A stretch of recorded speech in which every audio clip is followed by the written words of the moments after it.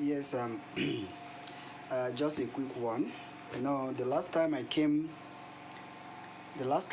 on a live broadcast like this. It has been long, but I just came in for a very quick one, a very very quick one. There is this well, you already know my name. My name is Elochukwu Ohagi, an activist that speaks for the oppressed people. I believe that everybody have the right, even the poorest of the poor, have the right to enjoy the government, everything that is required from the government. I believe that. And I believe that no matter your status, you have your right. So that's why I always come here to talk and speak. But there is this issue that made me to come out today. There is this particular issue. This is about the Igbo presidency. I know there is a lot of misconceptions about Igbo presidency. There is a lot of misconceptions. And meanwhile, most times, a lot of things normally happen whereby they accuse those that are saying that we need to ask for referendum. They normally accuse them of not having PVC, not having this and that and that. They try as much as they can to make their campaign against those asking for referendum instead of telling us what their candidate have to do for us. So I came here because they are trying to tell us that we should support this person and that person, and the Igbos have to do something, we have to support this and that. I have seen them say all those things that we're supposed to support. Yes, in a sense society, when the youths come out en mass to support one man, that man must win. But the question you have to ask yourself, is this place a sense society? Okay, you're not hearing my voice. Oh my God. And are you hearing it? Are you hearing it now? I'm not with my... Oh, are you hearing my voice? Can someone confirm that you are hearing my voice? Are you hearing my voice? Can someone confirm it? Are you hearing my voice?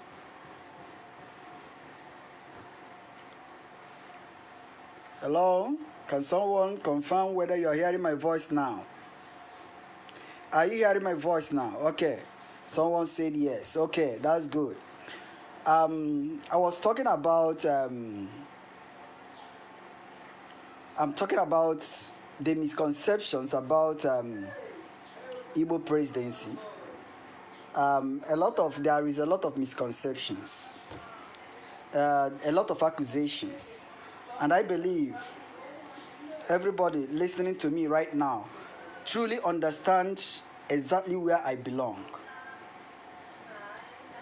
And most times they also think that we are standing against the current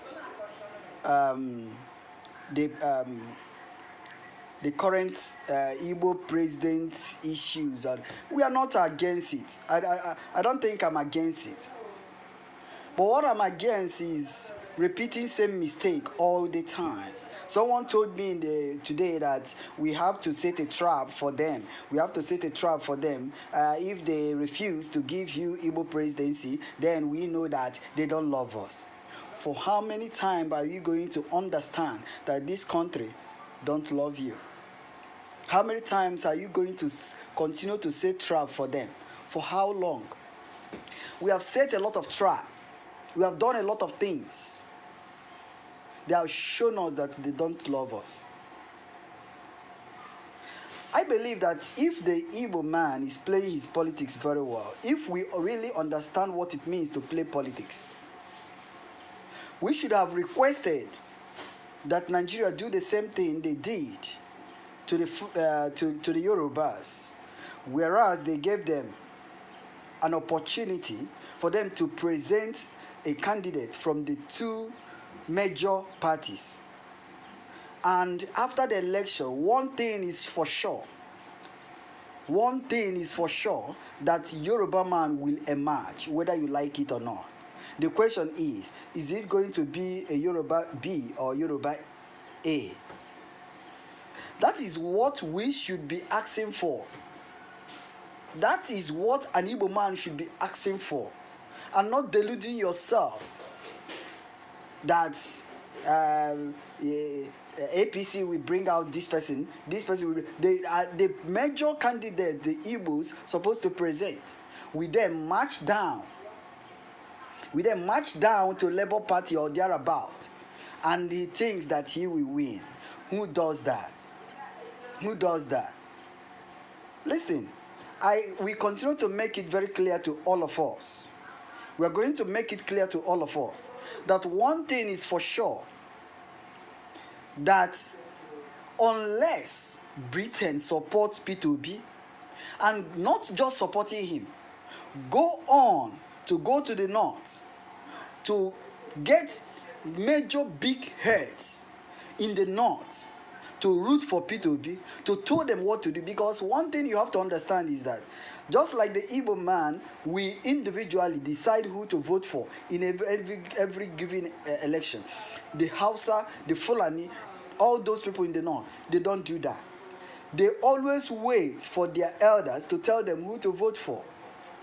So imagine that Britain, though we do a kind of underground work, go to some of these people and ask them, you should allow this man so that we save one Nigeria. Okay, they might allow him and tell them what to do. Or on that day, you will think that it is your vote that brought up P2B. But you don't know that Britain has played a game on top of you. For you to know, because the youths are shouting, hey, P2B, this and that and that. That is what the youth are shouting. And if you manage to make P2B the president come 2023, one thing will be sure, they will be shouting, P2B has become president. No, P2B didn't become president because you supported him. P2B became president because a lot of people from background did an underground work and just allowed him. If P2B is going to be president, he will be allowed, not that he will be voted for. You have to understand that. But I doubt it. Because I believe that P2B is not and can never be something the Fulani man can risk. It is not something the North can risk.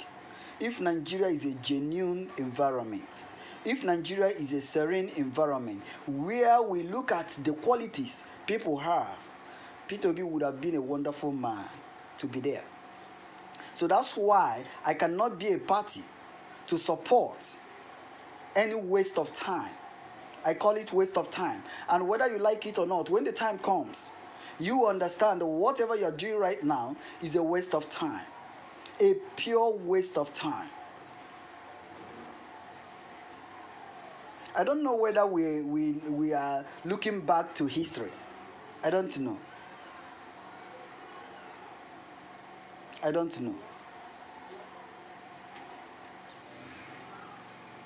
Do you recall history? Okay, how, in fact, okay, take for instance, this time around, nobody again is even talking about restructuring this and restructuring that. Nobody is talking about anything. All of them are shouting, we are, it is Obi, it is this and that. Let me tell you one thing. All of you going after election and all this and that and that, you don't believe you don't believe in one Nigeria. You may think that you believe in one, but the reason why I say you don't believe in one Nigeria is because if a corrupt man, let's say if the president of Nigeria that you know that has been against everything Igbo, and also all of them have been corrupt, doing a lot of looting and all, if they come to support the candidate you are supporting, you will rush and start singing the praises of that person, because it is not about making the country better. It is about you making sure that your candidate wins. It is about what you gain. That's why we are not going to waste our time. Particularly, that's why I personally will not waste my time. A lot of things have been happening.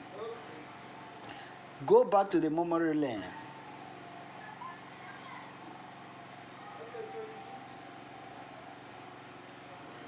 The coup of 1966 was a Nigerian coup. After that coup, everybody was so jubilated that the people have risen to quench corruption, to put down corruption. But within a twinkle of an eye, BBC came with their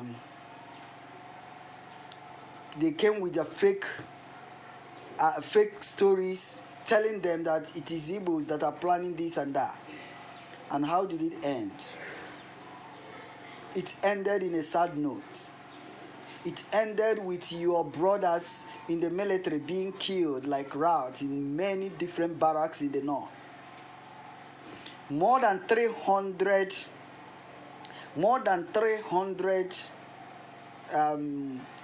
officers dead. They killed them, they died. And they didn't stop there. They went after the civilian. And many were littered around the streets of northern Nigeria. Then after that, those that survived it went back to their place. And when they went back to that place, to the east, those that killed them in the north went back to the east to drag them back to one Nigeria. And they really killed a lot of people and dragged them down to one Nigeria. Remember, there was an Aburi that would have settled everything. But what did BBC do? BBC told them that they have. BBC told them this and that they have Gowon have succumbed to Juku, this and that, meaning that Biafra, Nigeria have succumbed to Biafra. Tell me how Abuja called a confederation that is today we call it restructuring. Tell me how this is a kind of a bow down. It is not. But they instigated and made sure that they go after the Igbos, killing a lot of people. It continued that way. It has been the Igbos sacrificing. It has been the Igbos. Earlier before now, they will tell you that no Igbo will rule Nigeria, this and that and that. And today we are telling them that we are not ready. You can take your leadership. We don't need it. We are youths. We are youths. We have the right to demand our rights. You have a right to your right. You have the right to ask for equity and fairness. Tell me one thing. If we have justice in Nigeria, if we have equity in Nigeria, if we have respect in Nigeria, just imagine it and see what is happening. See what is happening. All through your life, have you heard that an Igbo man went to Kano with AK-47 inside the bushes and went there and kidnapped an emir or kidnapped an imam and request for 100 million naira? Have you heard about it? No. You cannot hear about it. you cannot hear about it. You can't. Because an Igbo man will not go there to kidnap them. You can't. It can't happen. But the Fulani will go to our bushes, stay there. If you're coming, they will open fire on you, get you. It is either they kill you or they get you alive and request for ransoms on your head. Now they have kidnapped a venerable of the Methodists. And when it happened, all of them, they were accusing freedom fighters. They are accusing people that are saying that we are asking for referendum. They picked them. They picked on them. But the truth came out. We find out that truly it's not them. They are not the ones that did it.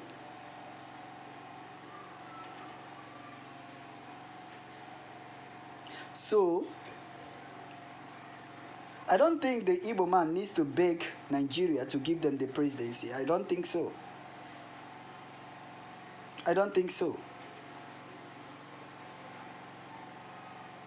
I also don't think that those that are rooting for any Igbo presidents should face IPOB or anybody that is standing. As an activist, I don't think so. I think that whatever they are doing, they should know that these people are giving them back. They are giving them a kind of push towards actualizing whatever they are looking for. But what are they doing? They think, I don't know. You see, the people, majority of the people are not on social media. They are on ground. They know what is happening. They are on ground. They know what is happening. They know the injustice. In fact, let me tell you, the mistake people normally make all the time, is to tell themselves that the reason why Nigeria is in this array is because some people are asking for referendum. No. That is not the reason Nigeria is in this array. The reason Nigeria is in this array is because there are some people that are looting the economy dry. There are some people that are dancing on injustice. Fairness is not in Nigeria. That's why those people are the people that are calling for the division of Nigeria. If you bring in equity, fairness, and justice, I don't think there would be any problem. I don't think so. But whatever you do, you try as much as you can to come out all the time to face the people fighting, telling you that we need.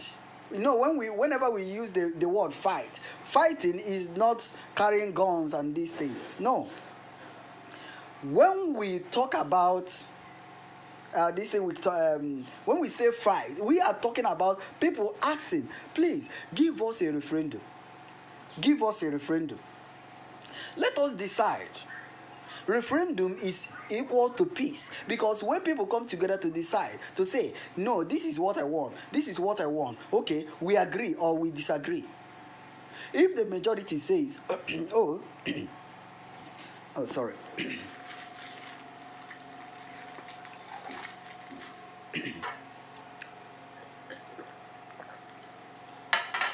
So, if the majority say, this is what we want, this is what we need, it goes that way. But if you make people to be patriotic, they will never vote against the nation. Let me tell you, even if Biafra comes tomorrow and you set it up in times of injustice, in terms of looting, in terms of corruption, let me tell you, there will also, people will rise up in that country to demand for justice. What saves a country is justice. But tell me, how do you expect someone growing up in Nigeria to be patriotic to this country? How? Imagine for example, that you are a kid. You are being taken to school, and inside the bus, as a 5-year-old Nigerian kid, inside the bus, immediately you stop, the policeman will say, "Give me money." You as a 5-year-old kid, tell me what you're going to feel. You see a policeman standing on the road in front of a 5-year-old, asking money from the driver, and the driver will give him. And if the driver refuses to give him, he will even maltreat the driver there. Tell me, what mentality are you putting into that kid? What type of mentality are you putting into that kid? First of all, you have made the kid to think that, oh, this place is a place of mad people. Oh, policemen are taking money. Now you are trying to destroy the psyche of the kid. The kid goes to school and he gets another story. There is no lockers to sit in a government school. There is no this and that. What are you telling that kid? How are you preparing them? Tell me what will be running into the mind of that kid. I believe I have written many times, and I told you how I was harassed as a JS2 student. I came back from school, walking on the road, and 2 policemen saw a JS2 student and put a command that I should stop, and I stopped. He asked me, "Are you a Nigerian or a Biafran?" Just imagine that type of question being asked to a JS2 student. I was very smart enough to ask him if do we have a country inside the country. I asked him that question, and the policeman was looking at me, and I looked at him. He was dumbfounded. I just left. That was the first time I was struck with the name Biafra. That was the first time I started asking a lot of questions about the Biafran question. That was the first time I started seeking for books to read concerning Biafra, because that question was a wake-up call. Imagine what would have happened.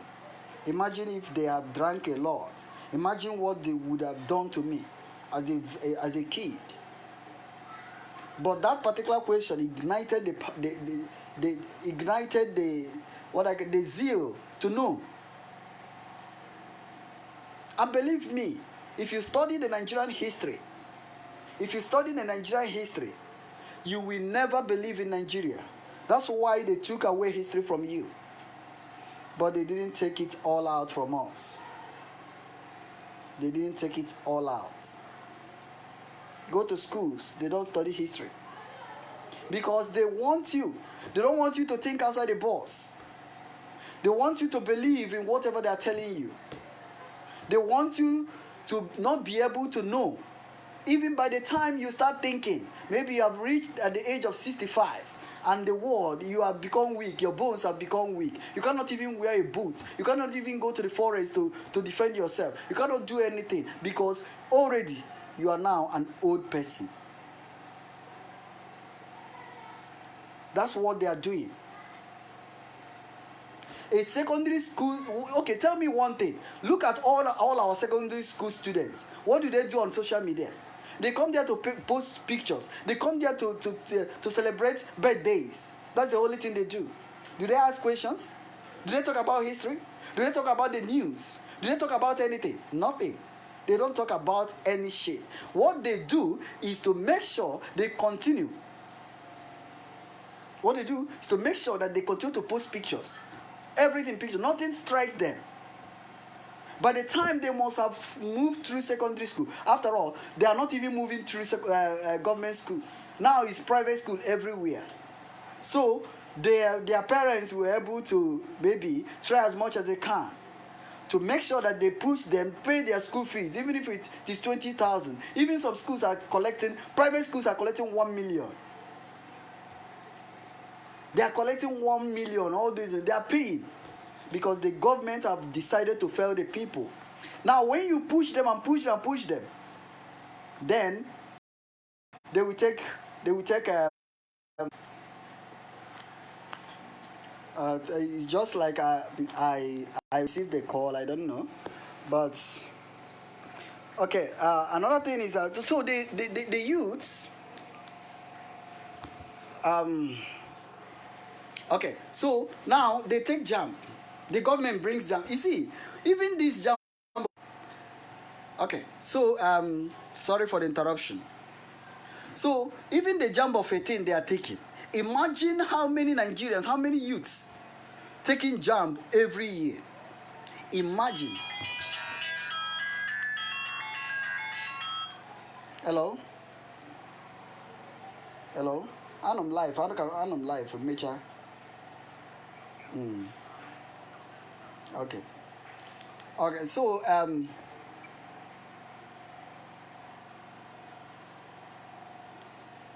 okay, so imagine the number of students that normally take JAMB every year. Do you know the institution called JAMB? Do you know how much they make every year? Do you know? Ask yourself one question. Why should JAMB be expiring? Why should JAMB be expiring? Why is it that you that took JAMB this year, we have to retake JAMB next year? Why? Have you asked? How many people are they giving a chance to study? They give few people. They are using JAMB to regulate how many people that will enter the university. You have your money. They are not giving you loan to study. Nigeria is not giving you loan to study. They are not giving you loan to study. Their job is just to build school where students can go there and pay in order to get their education. But in Nigeria, getting admission is what you go to the church to praise God that you have gotten admission. That is what you go to the church to praise God. Is it supposed to be like that? How many people takes JAMB every year? And how many do get admission? How much do they spend to do that? Why should a student that have finished WAEC be subjected to JAMB? Because there are people that are making money on top of the suffering of the youths. There are people that are making money, using that JAMB to make money. They use it to live an extravagant lifestyle. And when you say it, they come for you. When you say it, they put you down. When you say it, you get arrested. Nigeria has become a very, very, very dangerous place for activists. Activists cannot talk because when you talk, they take you. JAMB, why are we still taking JAMB? Why? Why? Now, when the students that are taking JAMB, they see it as nothing, they are taking it. They are not questioning it.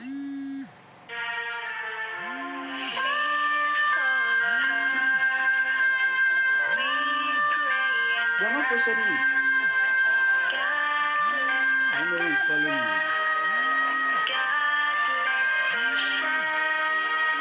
So I don't know, the voice of the call might be disturbing, but you have to understand one thing, that you cannot grow up in Nigeria if you are thinking, if you are reasoning. You cannot grow up in Nigeria and be patriotic. Tell me, if a student in the university that has been on strike for more than 2 months now, how can that person be patriotic if he's thinking?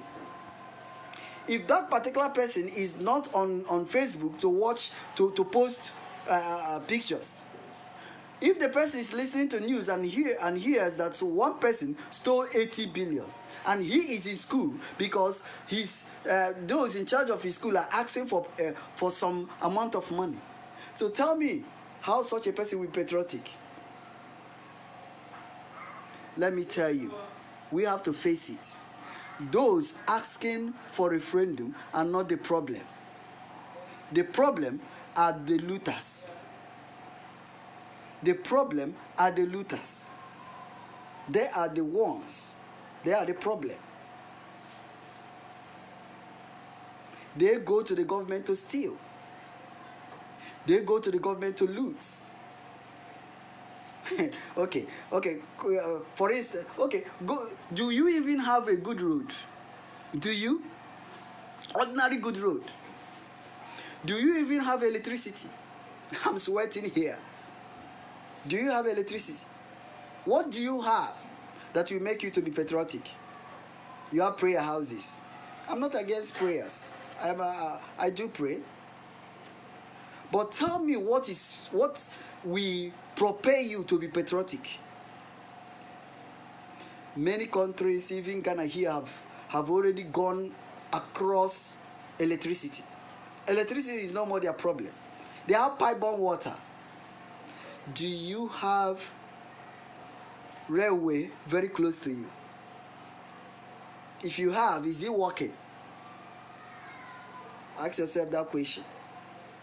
So tell me, why is it that their problem is those that are telling them they do the right thing? Stop looting. Stop the injustice. Stop suffocating us. Why is it that the problem are the people asking them these things? Why is it that the problem is not those that are standing against justice? Are they not the problem? If you ask me, they are the problem. But the problem in this country is that they have so made a lot of people so ignorant that they can rise up against the people that are asking the right questions.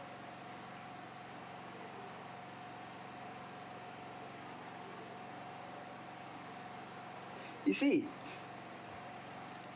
to fix Nigeria is not a rocket science. But the question is,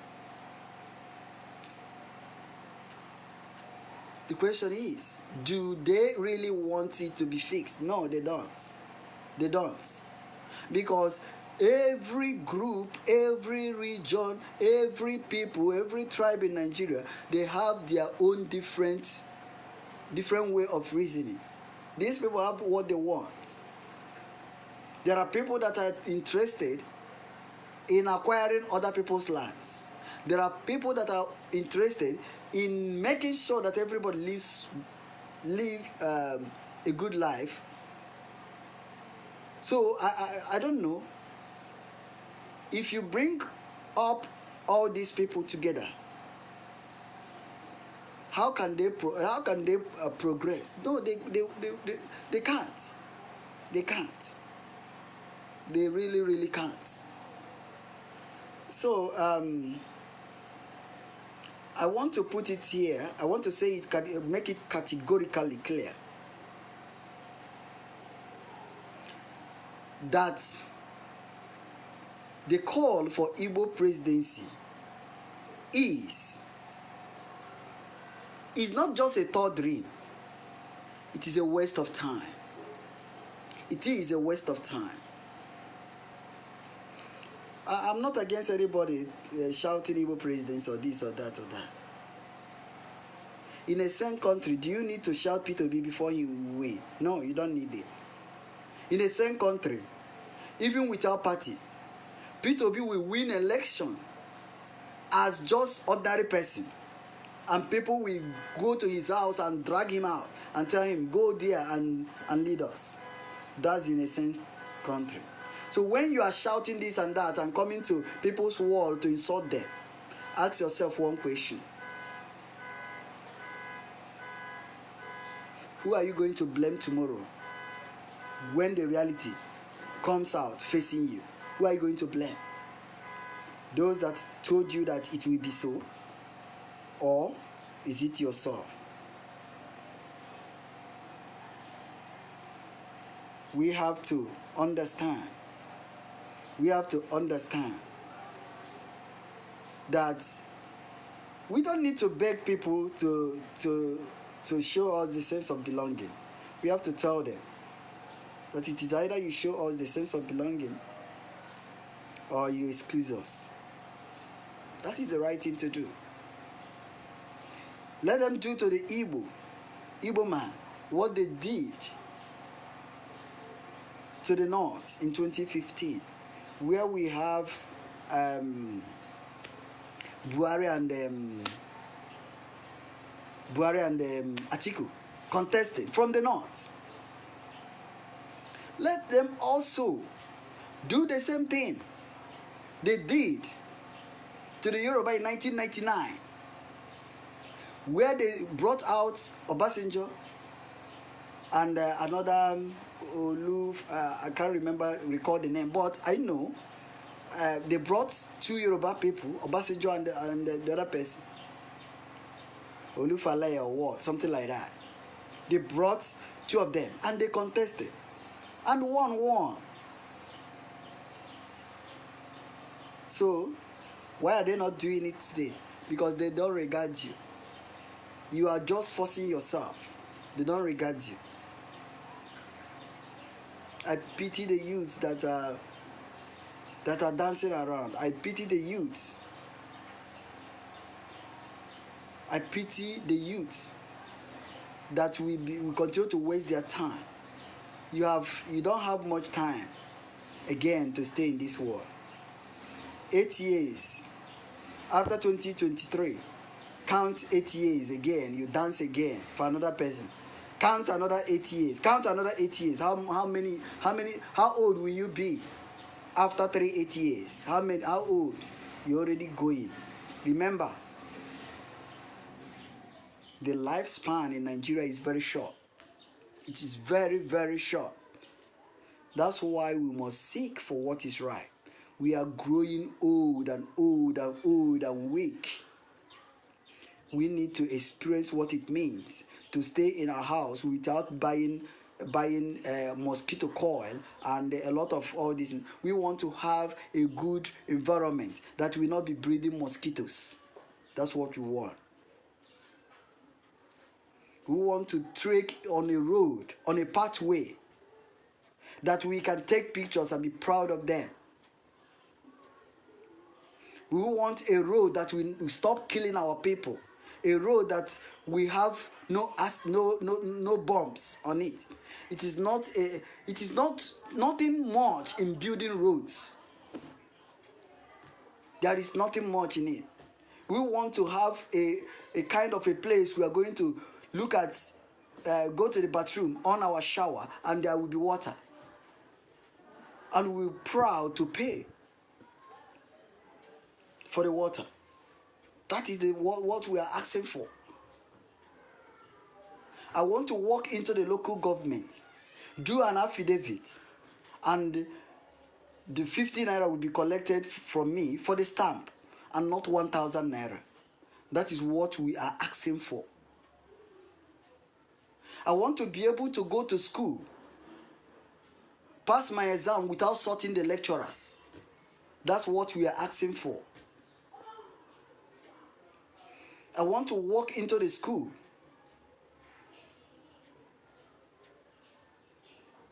and see students learning history. Even if it is dirty, let them learn it and be able to rise up to control whatever that will happen tomorrow. Be in charge. Know what's the mistakes of the past so that tomorrow they will rise up to change things. That is the right thing to do. That is what we are asking for. We don't want to go to the farms and die in the hands of Fulani herdsmen. That is what we are asking for. This is not war. That is what we are asking for. We are asking so that we go to the farm and see that we can farm without any molestation, without being killed, without being raped. That is what we are asking for. Asking for this thing is not a crime.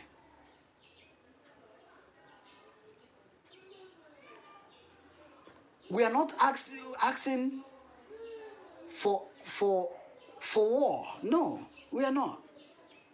We want to live in a country where snakes will not swallow money, where monkeys will not carry away money, where rodents will not chase away the president from the office. That is the type of country we are asking for. We are asking for a country where a senator will not have all the money in this world being paid to him, while someone um why someone a youth service a core member will be receiving 33,000, when a politician, a senator, will be receiving 30 million and above. That is not the type of country we are asking for. I want a country where I can apply for a job and get it without having someone at the top to sign for me. That's the type of country I want to belong to.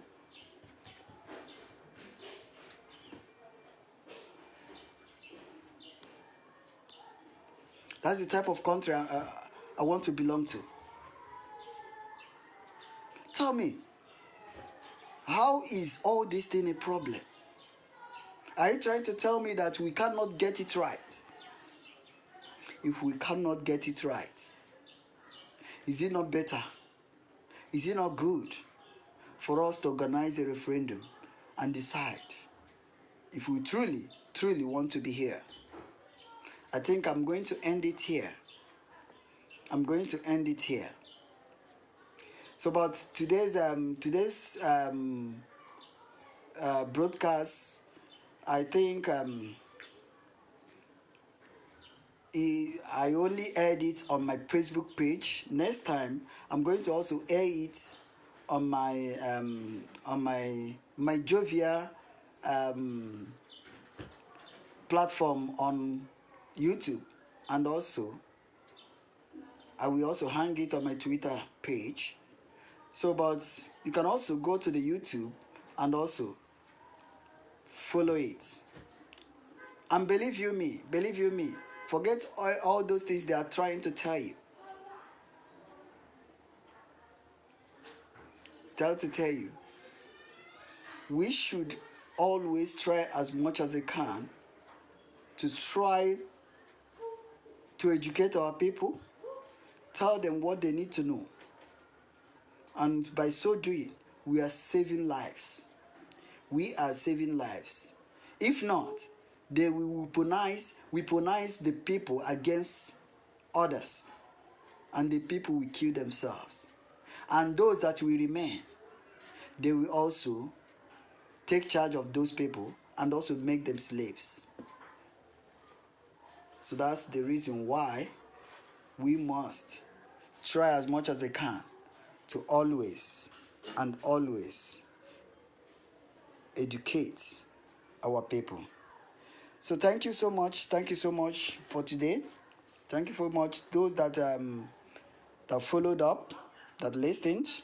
I thank you so much. Yes, Weibo Ezekiel, I saw what you wrote. Nice one, sir. Thank you. Okay, Phillips, keep it in, my brother. That's good. Madoka Vitus, you have done well, my brother. God bless you for your good job. Bless you too. Okay, a lot of people. Elochukwu, what is happening to your page? You no longer write. Yeah. I write every day. I'm writing every day and I'm posting every day. But believe you me, there are some social media app that we always even work against those using their social media app. I don't want to call names, but you have to understand that I always write, only that you don't see it again. That's why when people say, hey, this place, nobody's following you again, this and that. No, people are following you, just that they are no longer seeing whatever you are writing. They are no longer seeing whatever you are saying. That is what is happening.